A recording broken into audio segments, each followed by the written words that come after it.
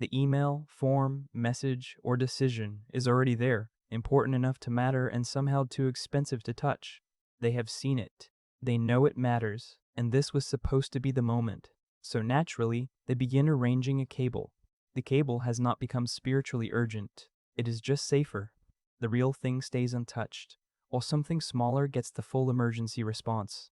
And that is the strange part. The task matters, so the brain treats touching it like a suspicious door handle. The easy answer is that the person is wasting time, but the room is getting tidier in a very specific, very unhelpful direction. That is what makes this kind of delay so annoying. The task is not lost. The person knows. They may even know that later will be worse, which is a rude amount of information to ignore. They meant to do it. That is what makes the detour count. This is not attention wandering off by accident. Procrastination starts sharper than that. I meant to do it. I knew it mattered, and still I moved away. The task, the plan, and the warning are all present at once. And somehow the escape route still feels cheaper than putting a hand on the thing, because an important task can arrive carrying more than work.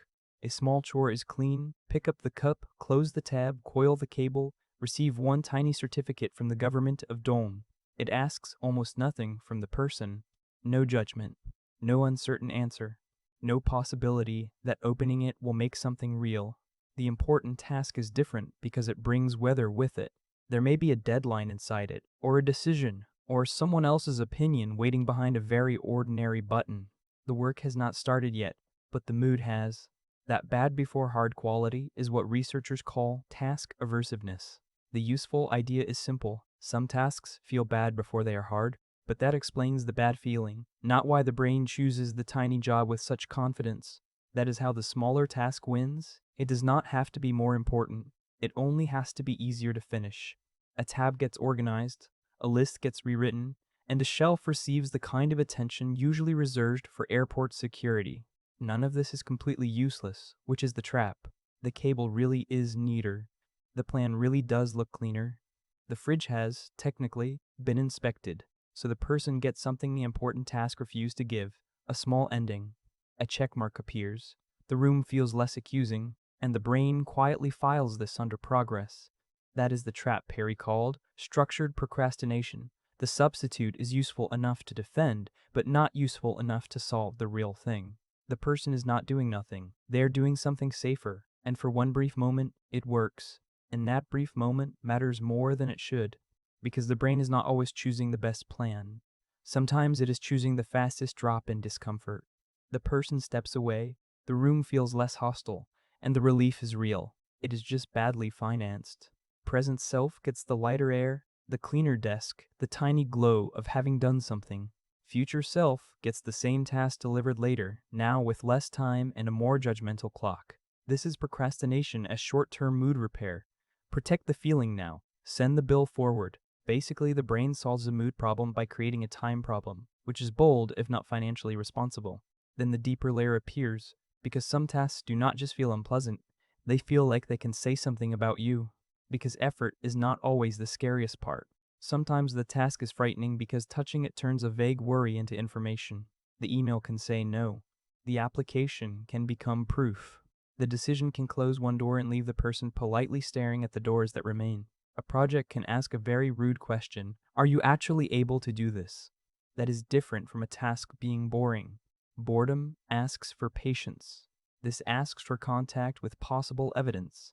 And evidence is annoying because once it arrives, it stops being theoretical. Before opening the thing, the person can still live in the soft fog of maybe. Maybe it will be fine. Maybe they are capable. Maybe the outside world will respond like a reasonable adult, historically an optimistic category. But the task threatens to replace maybe with something clearer.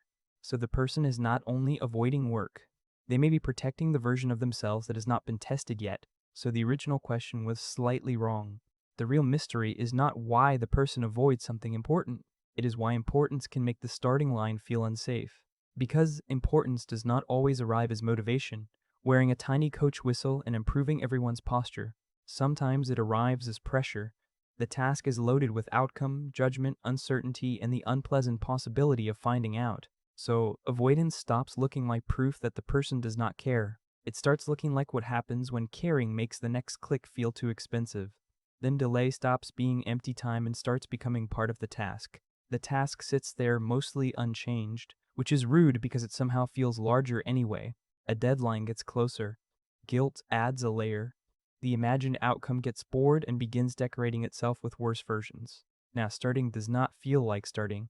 It feels like starting the task and answering for the delay at the same time. The brain notices that history too. Every avoided pass becomes another tiny piece of evidence. See, this is difficult. This is dangerous. This is not the moment.